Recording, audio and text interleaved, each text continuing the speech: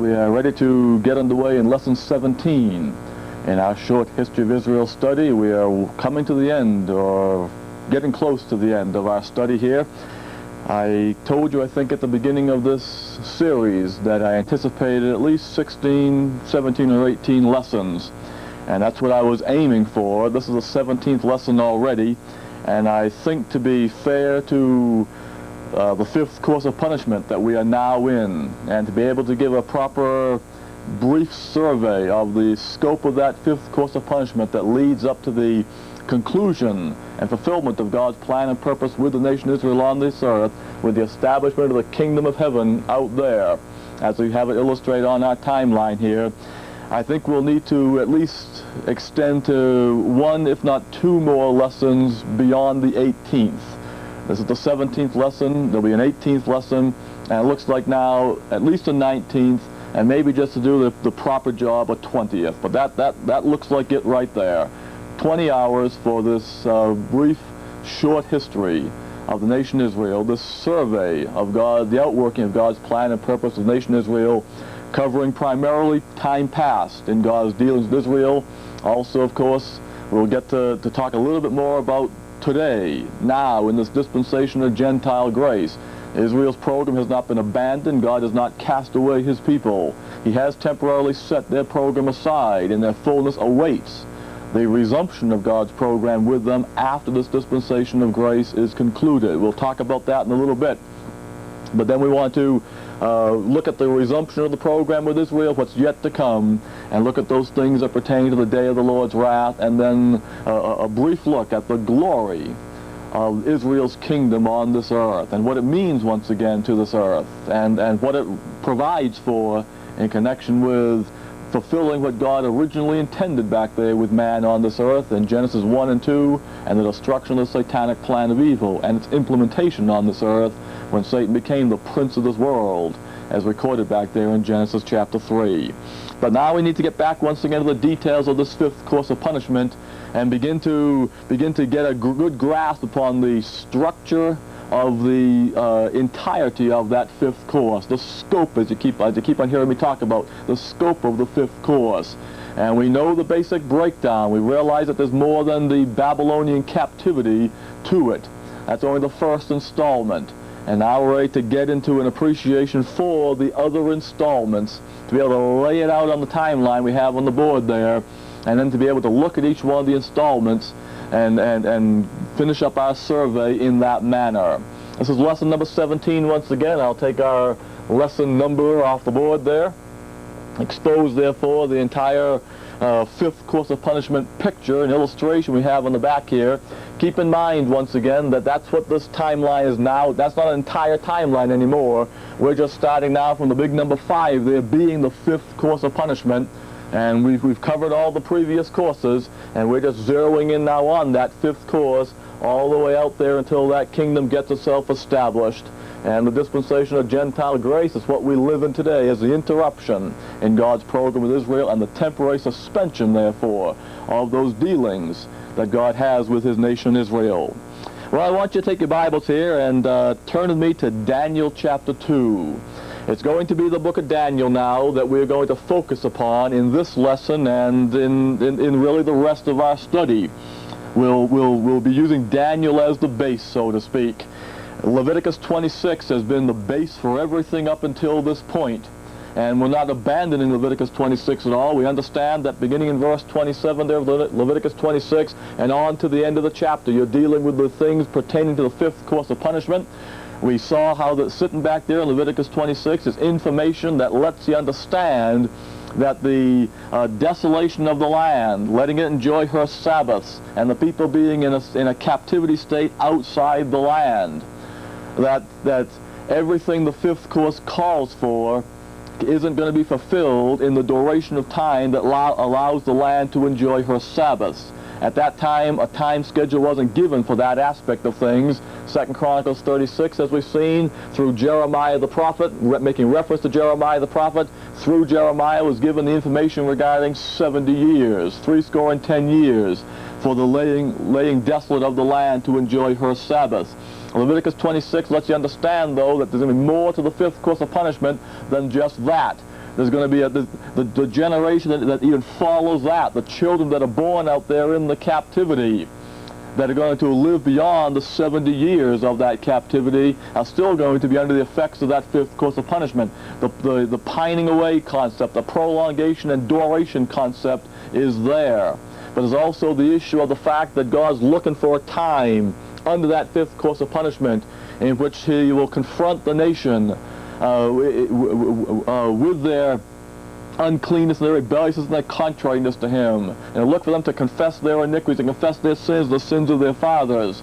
And in connection with that time, when that's presented to the nation, and the nation has to deal with that issue, the Lord will be in the process of implementing his Jehovah's and grace, and remembering his covenant with Abraham and with Isaac and with Jacob, and he'll be working to the turning of their captivity, and to bringing them into the land, and to establishing them there, and to give them that expected end, and to have those thoughts of peace towards them established with them. What you actually got there in Leviticus 26, therefore, in verses 27 down through the end, is a passage that's talking about the whole scope of the fifth course of punishment, minus the dispensation of Gentile grace, of course. It's talking about the whole scope of things. It focuses upon that first installment. That 70-year captivity, once again, is just like the number there. It's the first installment in the fifth course of punishment.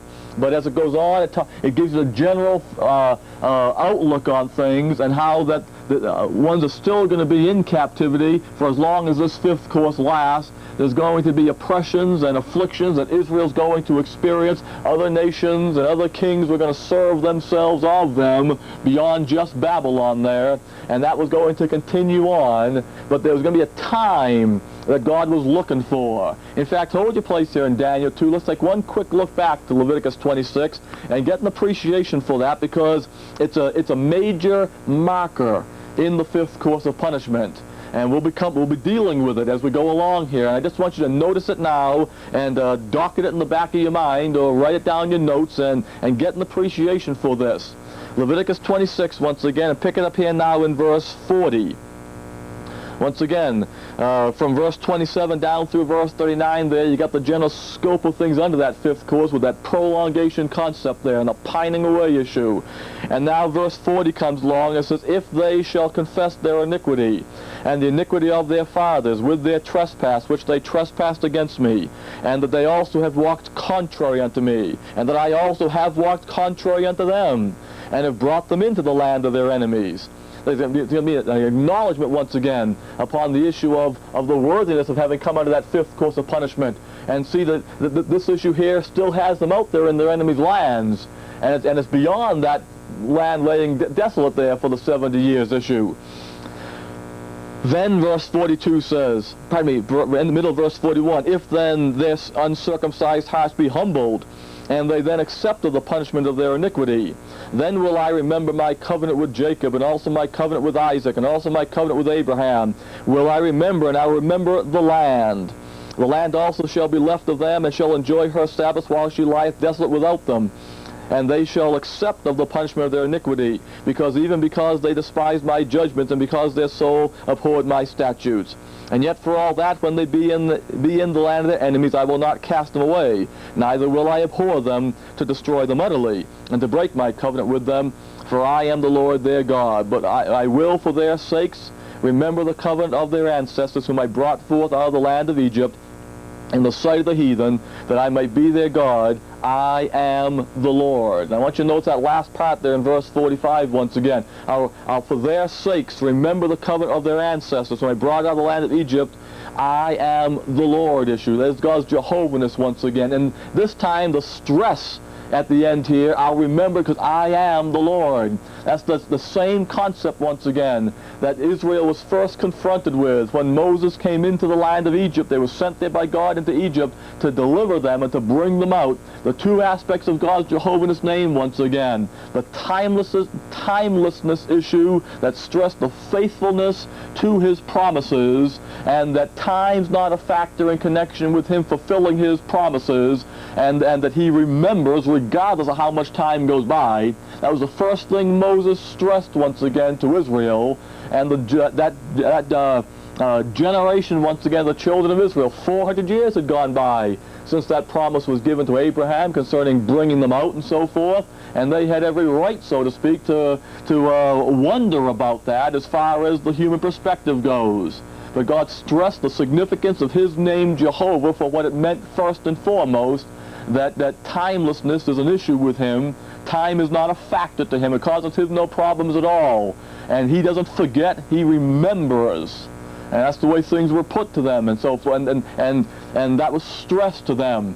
Well, here they are once again going to be in another situation under this fifth course of punishment. In a very similar way, they're going to be out of the land, promised to their fathers and promised to them. Just like when they were in Egypt, they were out of the land, promised to their fathers and promised to them. And the truth of the matter is, a same similar time span is going to be actually involved. It was over 400 years, once again, involved between Abraham and bringing them out of the land of Egypt there. And you're going to have over 400 years again involved with them from the captivity until that kingdom gets itself established. In fact, it's going to be more than that once the dispensation of Gentile grace came in and God revealed the mystery of Christ and revealed the setting aside of the nation. We've had that this dispensation of Gentile grace has been going on for almost 2,000 years.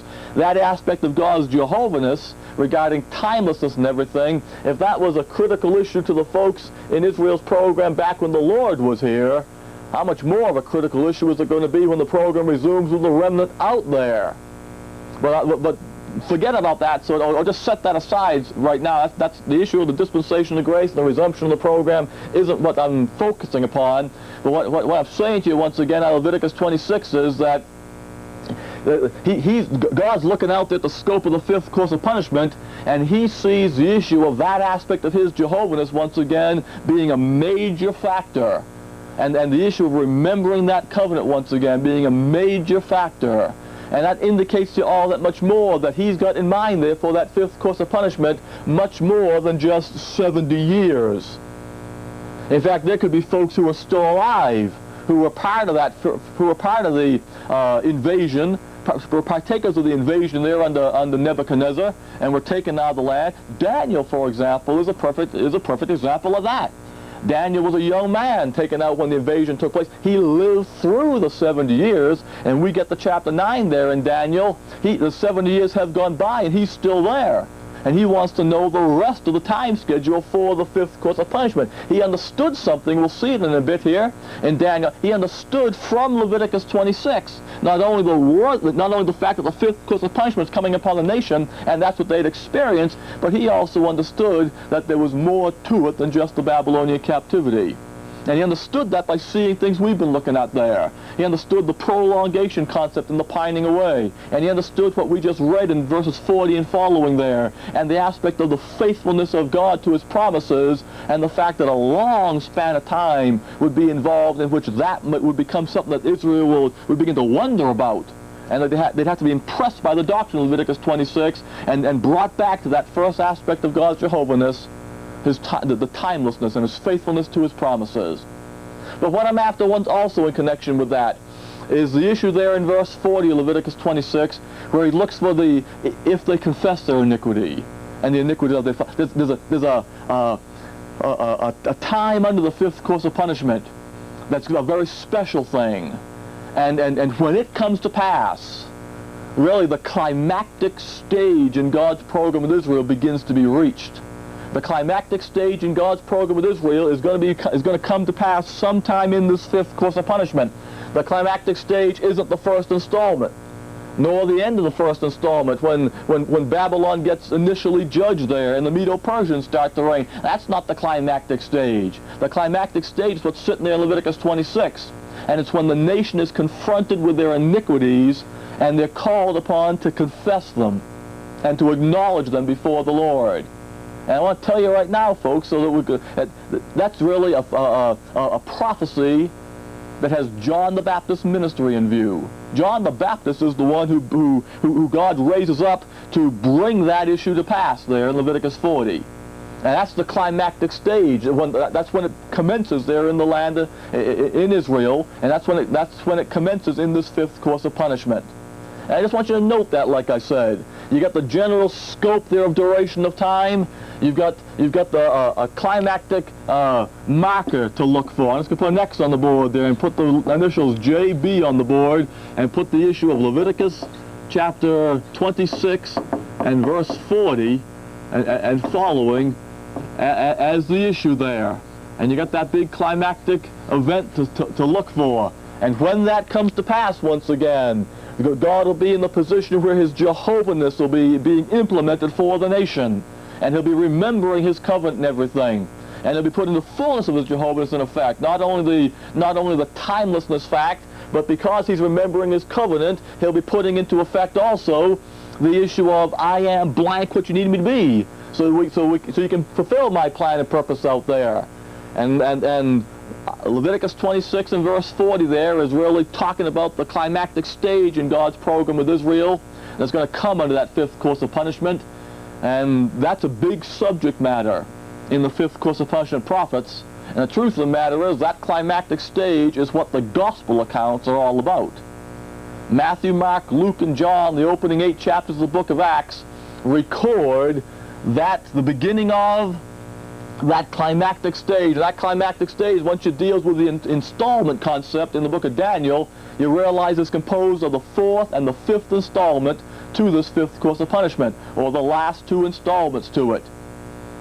And it all can be referred to as the days of the Messiah. And the first part of it has to do with the first advent of the Messiah, and his meek and lowly coming, and the beginning of the comforting news to the nation Israel. That's the fourth installment in this fifth course of punishment. We'll get it all on the board here eventually. I'm just kind of talking about it in advance so you see where we're going.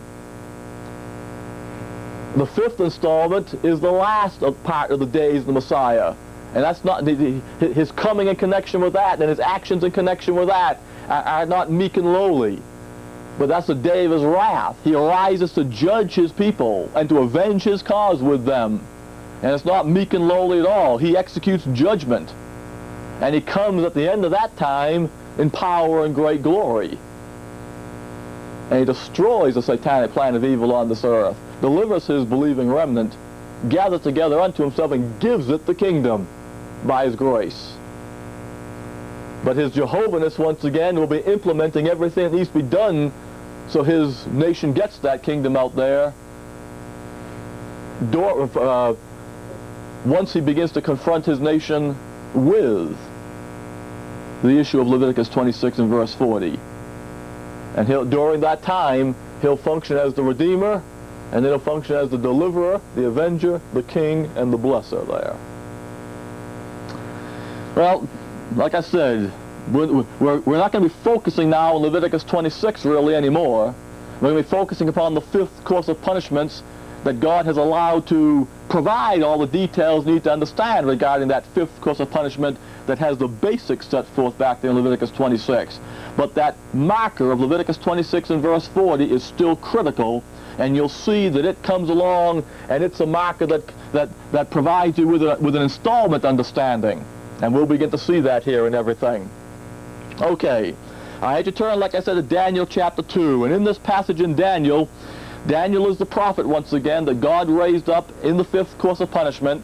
And the information God gave through Daniel is the information that allows you to lay out the scope of the fifth course and put time factors on not only its entire duration, but on the installments and so forth. Daniel, as I've told you, I think in the past, and I've alluded to at least, Daniel sits doctrinally in the middle of the fifth course of punishment prophets, in the middle of Isaiah through Malachi. Numerically, he doesn't sit in the middle, but doctrinally does. The major fifth course of punishment prophets are Isaiah, Jeremiah, Ezekiel, and Daniel.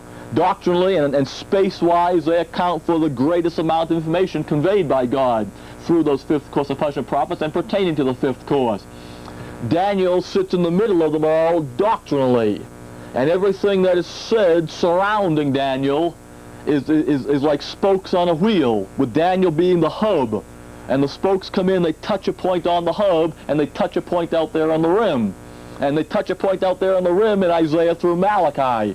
and out there on the rim they're touching a doctrine that's sitting in Isaiah through Malachi that doesn't necessarily have a time point on it that lets you know when in the fifth course it's going to take place. But you follow, once you got Daniel sitting in the middle there, and you got the time schedule laid out, the time schedule is laid out in such a manner that it deals with installments that have a goal to them. And then you're able to match up the subject matter out there in Isaiah through Malachi with the installment and goal concept sitting there in Daniel, and then you're able to put the time factors together Daniel gives you. And it's kind of like the hub of, I'd illustrate it, but I'd have to remove some things from the board there and take a little more time than necessary on this, but that's the way things work. And it's important to understand and appreciate that. Daniel's information is the central information regarding the fifth course of punishment, kind of like Leviticus 26 is the central issue in the law regarding the whole history of Israel underneath that law contract. Well, we're not going to have time to take a look at everything in Daniel by any means. There are 5 revelations given to Daniel pertaining to the fifth course of punishment. The most basic one is the one we're going to focus on first. The first one given, Daniel chapter 2. It came through a dream given to Nebuchadnezzar, but it was for Israel. There's 4 other revelations that follow. One in chapter 7, one in chapter 8, one in chapter 9, and the other in chapters 10 through 12. Each succeeding revelation builds upon the previous one, and you get amplified details that go on until you get to the end, and then you've got almost a full-blown explanation regarding the fifth course of punishment and what's going to be going on in each installment and so forth. But what we're going to look at is the basic revelation given in Daniel 2. So you got the 5 installment concept to the fifth course of punishment, and you can see the scope of it therefore, and you can appreciate it for the times of the Gentiles that it is. Not the dispensation of Gentile grace that we live in today, but the times of the Gentiles' oppression of the nation Israel. That's what the fifth course calls for. Then we'll go over to Daniel 9 once we get that down, and we'll see the time schedule issue. So we can come along and look at the time schedule factor that's to be put on each one of those installments. And then we'll start looking at each installment, and that'll be the way in which this study will proceed on until it concludes. Now, there's one other thing I want to do for you, or give you, I guess I should say, before we start looking here in Daniel 2. I'd like to give you at least an outline, or at least some basic appreciation for the 7 major doctrinal issues that comprise the fifth course of punishment prophets as a whole. There's 7 major doctrinal issues that God has Isaiah through Malachi deal with. Not every one of the prophets deals with all 7, but every one of the prophets is dealing with one, if not more, and if not at times all 7 of these issues. The major prophets major in their doctrinal content as far as amount goes. Isaiah, Jeremiah, Ezekiel, and Daniel, they deal with all 7 of these things. Others like Obadiah, Micah, Nahum, Haggai, Malachi, and others, for example, like that, they won't necessarily cover all 7 of them. That doesn't have that purpose for them. But they will, in some manner or form, be providing further information, amplifying detailed information on 1, 2, 3, if not more, of the 7 issues. So if you understand these 7 doctrinal issues, you really understand, therefore, the doctrinal content of the fifth course of punishment prophets as a whole. And I'm just going to list them for you. And I'm just going to give them to you verbally. And once again, to put them on the board and everything, the time it takes to put them down, erase and everything, that just takes too much time. But I'm going to give them to you, and you jot them down. And of course, being on tape here, if I go too fast, you miss one, you can just back the tape up and get it again. So it's easy for you that way. But here are the 7 major doctrinal issues of Malachi, Isaiah through Malachi, the fifth course of punishment prophets. The first issue is the matter of details regarding the first installment of the fifth course, and details regarding the scope of the fifth course of punishment. All right? Just about every one of the prophets has something to say about that. details about the first installment, details therefore about the captivity, the invasion of the land and everything, and the captivity, and in connection with that, some understanding regarding the scope of the fifth course. What I mean by that, of course, is that there's going to be more to what's happening to Israel under this fifth course of punishment than just that Babylonian captivity. Every one of the prophets will say something that indicates that. And we saw about 4 or 5 examples of that in the last lesson and the one before that even. That's the first major doctrinal issue of the fifth course of punishment prophets. Details about the first installment and the scope of the fifth course. The second major doctrinal issue, and this one takes up a great chunk in every one of the prophets. In fact, for some of the prophets, it's the only thing they do deal with. The second major doctrinal issue is details concerning God's Jehovah's and grace working for Israel. Or another way of shortening that down, but as long as you recognize that you're talking about God's Jehovah's and grace, is to say that the second major doctrinal issue is the doctrine of the Messiah. The Messiah, once again, is the issue, is Adonai Jehovah in human flesh. That is the issue of the mechanics by which God's Jehovah's and grace is put into effect for Israel, the Davidic covenant. And the second major doctrinal issue in Isaiah through Malachi, the prophets talk about those things. They talk about details of the implementation of God, of that Davidic covenant. Details of Adonai Jehovah's work. Details of those 7 Jehovah names in some manner being worked out for Israel. That's the second major doctrinal issue. Details about the implementation of God's Jehovah's and grace for his nation. The third major doctrinal issue is the issue of details concerning the new covenant to come, which is the basis upon which that kingdom can be given graciously to the nation. Now, that's really part and parcel of the doctrine of the Messiah, of course, but since it's oftentimes treated separately, I'm listing it separately for you. And it's good to think of it that way. Not to keep it separate by any means, but to think of it that way, because sometimes it's the details of that covenant itself and the benefits that flow from the aspect of God's Jehovah-ness, the Jehovah Jireh concept, in which he functions as their Redeemer, fulfilling that mandate of the Davidic covenant. Sometimes what the prophets simply focus upon is the benefit that accrues to Israel because of that, like the new heart and his spirit put within them, and the laws written on their heart, and them walking in his ways and doing his commandments and never failing again. It's an outcome of the implementation of God's Jehovah's and grace, and it's because of that new covenant that they're fit to be utilized by God in his plan and purpose. He can graciously give them that kingdom up there, and they'll be able to function as that great nation and fulfill his plan and purpose with them. That's the third major doctrinal issue. The fourth major doctrinal issue is details about the Lord's day of purging and avenging wrath. Since that's the way the fifth course of punishment is going to end, and everything's going to come to a head out there in the day of the Lord's wrath, it's a natural thing. And that's the time at which the Lord avenges his cause of Israel and demolishes and destroys the satanic plan of evil on this earth. It's natural, therefore, that these fifth course of punishment prophets would have that as a major doctrinal issue, and it is. It's the fourth. When I give it these in a list form here and everything, folks, I'm really not coming along saying that the ones listed previous are more important than the others. You got to, when you're dealing with more than one issue, you got to put them in a list in some manner or form. And so when I say it's the fourth, it's just fourth in the list that I'm giving you. The details, the Lord's day of purging and avenging wrath. You'll eventually come to appreciate that as the fifth installment in the fifth course of punishment, but everything comes to a head in it once again. The fifth major doctrinal issue is the details of Israel's, what I call Israel's prescription for cleansing. Now they need to be cleansed once again, the nation does, from all her defilements.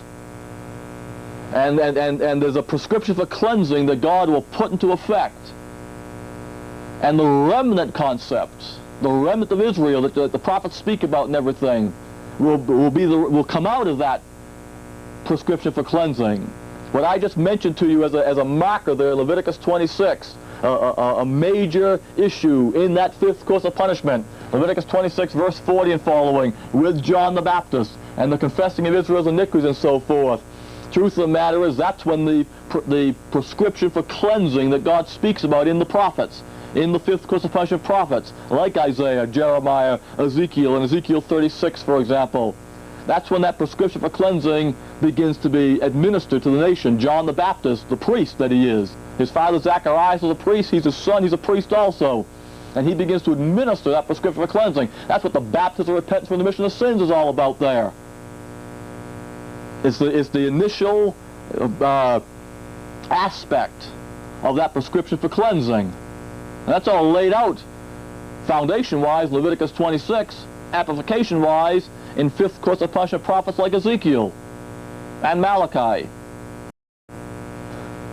But that's the fifth of the seven major doctrinal issues. The sixth one is the time schedule for the whole fifth course of punishment. And that's what Daniel's primarily concerned with. He deals with that more than anybody else does. But Zechariah comes along following him and adds some things, or God through him adds some things to it. And so Zechariah has a lot to say about the time schedule too. But that's the sixth major doctrinal issue. Details about the time schedule for the accomplishment of all the things that got to be accomplished under that fifth course of punishment. And then the final major doctrinal issue, the seventh of the seven, is the details about the glory that will be Israel's when God, by his Jehovah's grace, gives them that kingdom, and they are the fulfillers of the Abrahamic covenant on this earth, and the kingdom of God's established in them on this earth, and the satanic plan of evil is destroyed on this earth. There's glory beyond compare, things that we can't even begin to fathom the splendor of. We can read about some things, and it's just that your mind's dazzled by what it says. But there's grandeur and so forth described that lets Israel understand some of the marvelous, remarkable, and wonderful things that are in store for them when they fulfill God's plan and purpose out there. And that's a major doctrinal issue in the fifth course of punishment prophets. All right, you got those seven. I won't go over them again, take up any more time on it. If you missed one, or you don't think you worded accurately, either stop the tape now, go back and get it down, or wait till the end, rewind and get it down that way. But I wanted to say those things to you so you could understand the doctrinal content there for Isaiah through Malachi, and realize the things we're not going to be focusing upon. But as you read through them, you'll be seeing those things. You can focus upon them yourself and gain a better appreciation for them. But now, Daniel chapter 2 is where you're opened up to, and let's begin to look at some things here that begin to give us the understanding concerning the multiple installment concept to this fifth course of punishment. And I've already told you how many there really are. 5 installments. You can learn that in other places in Daniel chapter 2 here, but we'll look at Daniel because it's the easiest and it's the most obvious way in which this is presented, and that's all we got time for, is to deal with obvious, easy presentations here. Daniel chapter 2, and I'm gonna trust you to have some understanding regarding Daniel 2. If you don't, maybe you ought to stop the tape right now here and read through at least the second chapter so you're familiar with some things. But Daniel, of course, is part of the captivity. He's in Nebuchadnezzar's court now. God has prepared to utilize Daniel as a prophet at this time. And he's provided him once again with capacity for skill and learning and wisdom and of understanding in all visions and dreams, as is spoken about back in chapter 1. God gave him that capacity. It's not something natural that Daniel had. God gave him that capacity. He's going to utilize Daniel in a very special way. And the preparations for all that described back there in chapter 1. In chapter 2, Daniel begins to be used. And there's 5 revelations once again given through Daniel. And the 5 revelations pertain to the first course of punishment. Daniel's living back at this time. They put an X on the board there once again and put the name Daniel up there. Daniel's living under the first installment here in the fifth course of punishment. and God's going to use him to provide information for Israel pertaining to the rest of the fifth course of punishment. All right? And the primary, the foundational, fundamental piece of information upon which all the other revelations are built is given through a dream to Nebuchadnezzar. And it describes, once again, what this fifth course of punishment is to the nation Israel, and that this Gentile king who is now ruling over them is only the beginning of what Israel is going to experience under this fifth course of punishment. It's not going to be the time of the Gentile, singular, one dominion ruling over them. It's going to be the times of the Gentiles, plural. And there's going to be other Gentile nations, just like was spelled out by Jeremiah there in Jeremiah 25. There's going to be other Gentile nations that are going to serve themselves at this time and be utilized by God under this fifth course of punishment and make use of Israel and abuse Israel. And that now is amplified upon and provided for in Daniel chapter 2 here. The dream that's given to Nebuchadnezzar concerns an image that he saw. And it has component parts to it. It's one whole, but it has component parts to it. And it's an image, once again, of a man. It's an image of a Gentile man. And it's talking about the things that are going to be coming subsequent to Nebuchadnezzar's time. And the image is composed of component parts, when you read it down and everything, of different materials. Gold, once again, for the head and everything. Silver for the shoulders and the torso section there. And then you go from brass, and then into iron, and then down to the feet and everything that have the iron mixed with the miry clay and all out to the toes there and so forth. And you read about that in the first part of the description given here in chapter 2, when Nebuchadnezzar gets the dream. His own Chaldean magicians and wise men and so forth can't tell him the dream, and of course without knowing the dream they can't interpret it, and God provides Daniel once again with a capacity to do that. And Daniel declares once again that he doesn't know the dream by his own innate capacity to know type things like that, but that God, once again, the God in heaven has revealed these things to him, and then he deals with the issue of the dream. And if you pick it up here in about verse 31, it says, Daniel speaks to him and says, "Thou, O king, sawest, and behold a great image. This great image, whose brightness was excellent, stood before thee, and the form thereof was terrible. This image head was of fine gold, his breast and his arms of silver, his belly and his thighs of brass, his legs of iron, his feet part of iron, and part of clay. Thou sawest till a stone was cut out without hands, which smote the image upon his feet that were of iron and clay, and brake them to pieces. Then was the iron, the clay, the brass, the silver, and the gold broken to pieces together, and became like the chaff of a summer threshing floors, and the wind carried them away, that no place was found for them, and the stone that smote the image became a great mountain, and filled the whole earth. This is the dream, and we will tell the interpretation thereof before the king." That's the dream once again. You got this image, and it's got component parts to it. And like I said, you can count those component parts there, and you got the head of fine gold, the breast and the arms of silver, the belly and the thighs of brass, the legs of iron, and the feet part of iron, part of clay. You got 5 sections there to this image, and there's 5 component parts to it. And this image, as Daniel's going to tell the king and everything, he's telling him things are going to come to pass. Notice the last part of verse 45, just to confirm that. Last part says, "The great God hath made known to the king what shall come to pass hereafter, and the dream is certain, and the interpretation thereof sure." There's things that are come to pass hereafter. And it begins with Nebuchadnezzar and the Babylonian dominion ruling over Israel at that time.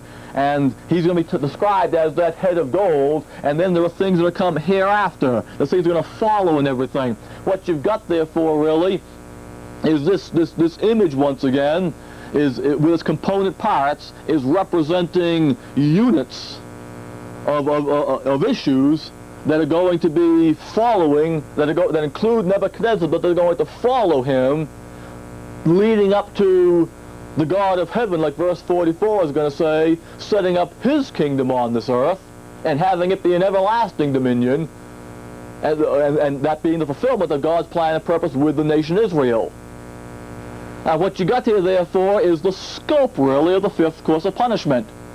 The nation of Israel is experiencing the fifth course of punishment with Nebuchadnezzar having taken them captive and everything. That's the beginning of it. And he's going to be described here as this head of gold. And he's going to be described here as the first of these Gentile dominions that are going to run roughshod over and afflict and oppress Israel. And God's going to allow more than just him to afflict Israel under this fifth course of punishment. This is going to be the times of the Gentiles, plural, once again. But there's only going to be 5 units to this thing. And in the days of the kings that make up that fifth Gentile dominion, the God of heaven is going to set up a kingdom. And he'll fulfill his program with Israel. Let's read the interpretation. I mean, that's the gist of the thing. Let's read the interpretation, confirm the reality of that. Verse 37, Thou, O king, art a king of kings, for the God of heaven hath given thee a kingdom, power, and strength, and glory. And wheresoever the children of men dwell, the beasts of the field, and the fowls of heaven hath he given into thine hand, and hath made thee ruler over them all. Thou art this head of gold. All right? And after thee shall arise another kingdom inferior to thee, and another third kingdom of brass, which shall bear rule over all the earth. And the fourth kingdom shall be strong as iron, for as much as iron breaketh in pieces, and subdueth all things, and as iron that breaketh all these, shall it break in pieces and bruise. And whereas thou sawest the feet and toes, part of part is clay and part of iron, the kingdom shall be divided. But there shall be in it the strength of the iron, for as much as thou sawest the iron mixed with miry clay. And as the toes of the feet were part of iron and part of clay, so the kingdom shall be partly strong and partly broken. And whereas thou sawest iron mixed with miry clay, they shall mingle themselves with the seed of men, but they shall not cleave one to another, even as iron is not mixed with clay. And in the days of these kings, the ones that are represented by the toes there, at the end of this times of the Gentiles, this final dominion, therefore, which is going to really be a confederacy of 10 nations that surround the land of Israel, shall the God of heaven set up a kingdom. That's the kingdom of heaven once again, established on this earth. That's what the Abrahamic covenant calls for once again. That's what Moses declared in Deuteronomy chapter 11, the days of heaven on this earth, when Jehovah as King of kings and Lord of lords reigns over his people in his land.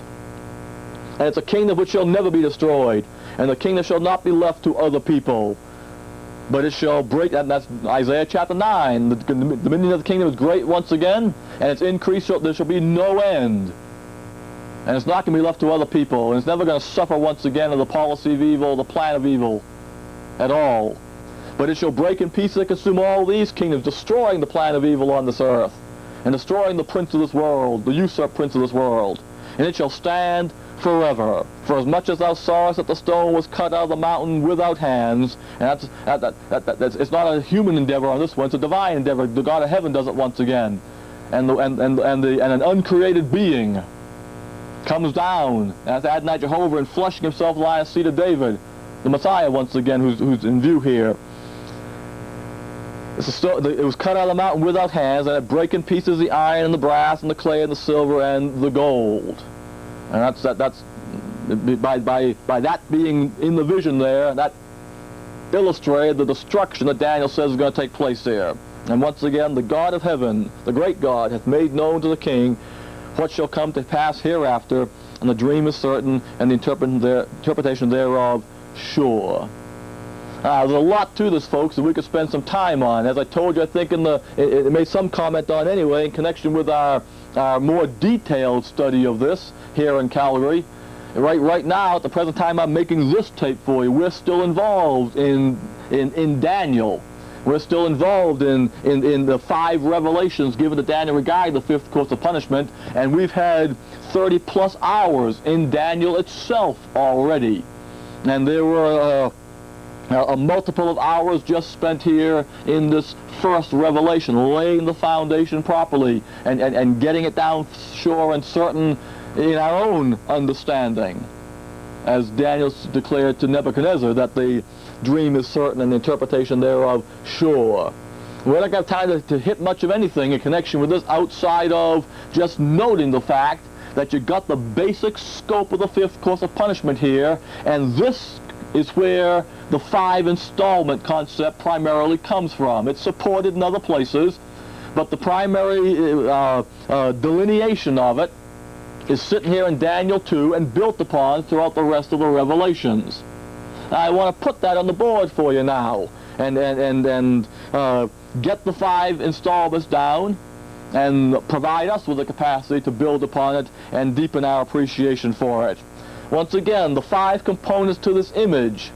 He's describing the way in which the fifth course of punishment is going to go from this point on, with the Babylonian captivity starting, and the general understanding given to Israel now through Daniel, as this is written down and becomes part of their word, the word of God to them, is that through this Gentile king, who was the beginner of the fifth course of punishment, the idea of more than one Gentile dominion oppressing and running roughshod and having dominion over Israel is set forth. And they come to understand there's going to be 5 of them in their entirety. Nebuchadnezzar is the first one, and for how long he lasts, they know from Jeremiah it'll be 70 years. That's only the first installment, therefore. There's going to therefore be a second installment, because of a second Gentile dominion that's going to run roughshod. Its dominion, you got some characteristics given to it back there in verse 39. It says, "And after thee shall arise another kingdom inferior to thee." Now, I doesn't tell you very much, all right, but there is some information there that if we were dealing with it in much more exhaustive form, we'd spend some time on and gain some appreciation for, and it would be beneficial, and you'd need to understand it when the second revelation in Daniel 7 comes along and builds upon this and starts describing that second dominion in more detail. You'd have to understand that God already said to be inferior to the Babylonian one to understand the things he says there in Daniel 7 about it. But right now, all I want you to understand is that there is another Gentile dominion coming. And you can deal with the inferior concept on your own there. But it's another Gentile dominion coming. It's another kingdom coming. In similar manner to that first kingdom, it's going to run roughshod over Israel. Therefore, this fifth course of punishment really is going to be the times of the Gentiles, plural. At least 2. There's also going to be a third one, though, verse 39 says, "And another third kingdom of brass, which shall bear rule over all the earth." And you need to understand those things to appreciate the second revelation in chapter 7 that will describe advancing details concerning it. But right now, one thing all I'm after is that you appreciate that there's going to be a third dominion, or therefore a third installment in this fifth course of punishment. But there's going to be a fourth one, it says also. Verse 40, "And the fourth kingdom shall be strong as iron." Now the fourth kingdom is the one that's described in the most detail. And the reason for that is because the fourth kingdom really, even though numerically and orderly here you only go to number 4, there actually is a fifth one. But the fifth one has a relationship to that fourth one that is unlike the relationships that the previous ones have had to the earlier ones. And that's important to understand, and that gets self-clarified when you're over there in the second and the third revelation given in Daniel 7 and 8. And there's some mistakes Christians make when it comes to understanding that fourth dominion. And they don't look at it very often like God says to look at it. And if we were dealing with things in more detail, I'd say more to you about that. And if you're interested in that, and really want to get into it, the tapes are there once again for you, and you can give us a holler and we'll get them to you, and you can deal with them in a lot more detail. Like I said, there's 30 plus, and it'll end up probably 40 to 45 hours information just in Daniel, and a lot pertains to that second, that third, that fourth, and that fifth revelation. And we go over those marvelous details, and we look at the general mistake many Christians make in connection with that fourth dominion. And the misunderstanding of Rome is what it comes down to. And, well, if that whets your appetite for something, well, fine, all fine and good there. But anyway, what I'm after is that you appreciate not only the fact that there will be a fourth dominion in effect, and therefore a fourth installment in effect. But I also want you to understand there's something that comes out of that fourth one, that though it's related to it, it's going to be dealt with separately, and it's going to be considered a dominion that affects Israel in a separate manner. Once again, verse 40, the fourth kingdom shall be strong as iron, for as much as iron breaketh in pieces and subdueth all things, and as iron that breaketh in all these, shall it break in pieces and bruise. And whereas thou sawest the feet and the toes. Remember back there once again in the description concerning the image. Verse 32 and verse 33, the image's head was of fine gold, his breast and arms of silver, his belly and thighs of brass, his legs of iron, and his feet part of iron and part of clay. The feet were dealt with separately there. And when you went from the solid iron to a mixed iron concept, to an iron and clay concept there, that was treated separately and was set apart and acknowledged separately. And that's where the fifth concept comes from. It's not described as a fifth kingdom, although it is a kingdom, but it's got features to it that are unique to it, and it's set it apart from the previous ones. And the common bond it has with the previous ones is that it is Gentile. It has a dominion over Israel, and it afflicts Israel and everything, but its kingdom nature and everything is slightly different. And therefore to come along and call it a fifth kingdom as on par with the previous ones isn't perfectly accurate, and God knows that. But that doesn't mean you don't treat it as a fifth issue when the previous description concerning the image has identified it as a fifth concept. And when you get to verse 41 here now, it starts to be dealt with as a separate issue. And whereas thou sawest the feet and the toes, part of potter's clay and part of iron, the kingdom shall be divided. The kingdom doesn't start out divided. It ends up divided. And it's in its divided kingdom state that it ends up becoming that fifth installment or fifth dominion. And that's what's out there. Now, once again, from Daniel's perspective, there is no dispensation of Gentile grace. I'm keeping that on the board for our sake. And because we're going to have to deal with it as we go on in Israel's program, because we're going to come to the point where just when the fifth installment was ready to get itself underway, God brought in this dispensation of grace. We'll eventually see in our study here that the historical return of the Lord Jesus Christ unexpectedly, unprophesiedly, if I can make up that word, as recorded in Acts chapter 9 there, the backdrop for that thing, when the Lord came back from heaven and raised up Saul of Tarsus, the Apostle Paul is a brand new and different apostle, and revealed to him the mystery of Christ, along with the setting aside of God's program with Israel. When that epic-making event took place, the backdrop for that event was the ripeness for the fifth course of punishment coming upon the nation and the world. The first installment had gone by. The second installment had gone by. The third installment had gone by. The days of the Lord Jesus Christ's earthly ministry in the opening chapters of the book of Acts were the fourth installment. And when Acts 7 took place with the stoning of Stephen, and the vision was given to Stephen fulfilling Acts 2 there, concerning the actions of the Son of Man, no longer sitting but standing, ready to make his enemies his footstool. The issue was he was ready to begin to have his day and to usher in the fifth installment, the fifth course of punishment, the day of the Lord's wrath. I mean, to purge his nation, avenge his cause with them. But what the Lord did was to be long-suffering and hold that thing off, and bring in the dispensation of grace in accordance with the mystery of Christ that he kept secret since before the world began.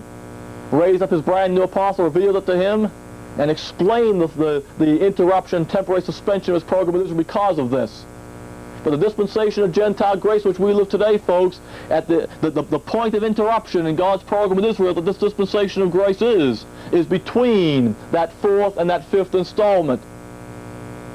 The fourth installment was over in the fifth course. The fifth installment was ready to begin, and instead of beginning it, the Lord the Lord got up off his throne all right, but instead of coming into the heavenly places and beginning to administer his day of wrath, he passed through the heavenly places, confronted Saul of Tarsus on the road to Damascus, then went back to heaven and sat down again. 5 of all principality, power, might, and dominion, in accordance with the revelation of the mystery of Christ. So we keep the dispensation of Gentile grace in the void, but you remember now as we deal with things from Daniel's perspective and from Israel's perspective underneath that 5th course punishment, they don't see that. You see it, you understand it now, we need to have it there because it's in effect now. But they don't see that. And therefore it's as if that was taken out of the way and this was shifted over, and that line right there would be the line between, the line ending the 4th installment and getting ready to begin that 5th installment there. Okay? Now, I look at my clock here and realize that our study is just about concluded here, but we're accomplishing what needs to be accomplished, as basic as it is. The scope of the 5th course of punishment is 5 installments.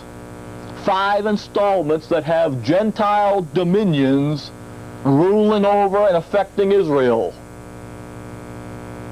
And the 5th course of punishment can be called the times of the Gentiles. That expression, once again, we talked about it last time, and don't confuse it with the dispensation of Gentile grace. That expression the Lord uses, it's the Lord's own understanding. Luke 21, it's his own understanding of what the 5th course is all about and how to look at it, and it comes from Daniel 2, and the rest of the revelations given to Daniel, also Jeremiah 25 and Jeremiah 29, but it comes especially from Daniel 2, just like the expression gospel of the kingdom, kingdom of heaven. It comes not only, of course, from the issue of God's plan and purpose on this earth and with this earth, and his plan and purpose centralized in the nation Israel as in the Abrahamic covenant and so forth, but it also comes from expressions like Daniel 2:44. In the days of these kings shall the God of heaven set up a kingdom. Well, what better way to call that but than the kingdom of heaven? Because the God of heaven is setting up the kingdom, or the kingdom of God, because the God of heaven is setting up a kingdom on this earth. You understand these things here, folks. You understand the terminology that's being used in the gospel accounts. Don't understand these things, and you will understand that terminology, and you'll end up giving definitions to things in the gospel accounts that aren't true.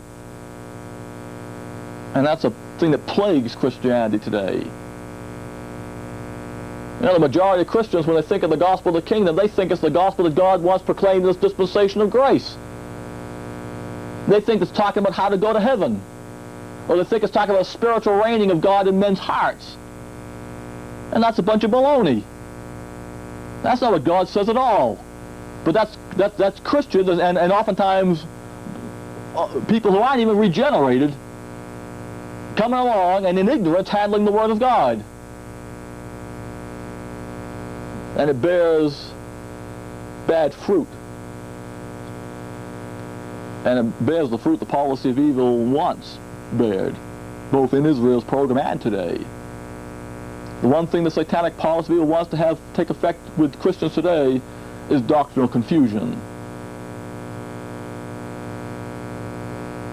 both about the dispensation of grace and God's program with Israel.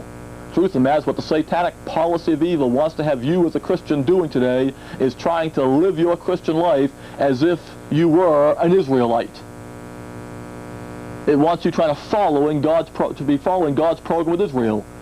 There's nothing Satan would rather have you doing than trying to live your life back here under the gospel accounts and following the program there and claiming the promises there and trying to do the doctrine set forth in Matthew, Mark, Luke, and John, the opening chapters of the book of Acts. Because when he's got you doing that, he's got you back in time past, and you're not functioning like a member of the body of Christ in this dispensation of grace, and there's an issue of you not being able to make an impact to God's glory when you don't understand the dispensation of grace and walk in accordance with it. Now, that's not a subject matter, but I've just taken a moment to emphasize the importance, once again, of what we're doing here and getting the doctrine straight and getting the sound doctrine down concerning what's going on. Well, we got a few minutes left here in this hour, and it's just a matter right now of settling our mind and making sure the appreciation is there for the fact that this 5th course of punishment is made up now of 5 installments. And the basic outline of that is sitting here in Daniel chapter 2. Installment 1 is the Babylonian captivity. It's already got a time schedule given to it by Jeremiah. Next lesson, we're going to move over to Daniel chapter 9. and we're going to see the time schedule given to Daniel once the first installment was over with, that puts time factors on the other installments and allows Daniel to understand, Israel to understand how much longer it's going to be from that point on till that kingdom's established out there. And you need to understand that thing, because when you're in the gospel accounts there, under that fourth installment, the Lord will talk about the time being fulfilled. The kingdom of heaven is at hand. Repent and believe the gospel. He'll talk about signs of the times. He'll deal with that time schedule. Then he'll talk about the times of the Gentiles again. Okay. I think the best thing for us to do right at the present time is stop there. If you're not going to watch the next tape immediately after this, I'd encourage you to read through Daniel chapter 9. The fourth revelation given to Daniel. It's the shortest revelation because all it does is deal with the time issue. But it's a critical one nevertheless. And we'll get that down, and then we'll start in the next lesson going through each one of the installments, getting a basic appreciation of what's involved in it. We got a good one already regarding the first installment. We'll get a basic appreciation of what's involved in the other installments, with a special focus upon the fourth installment, the interruption of the program, the fifth installment, and then the kingdom, and that'll end our study. Like I said, we're going to take 3 more hours to do all this in lesson 18, 19, and 20. Okay, until next time.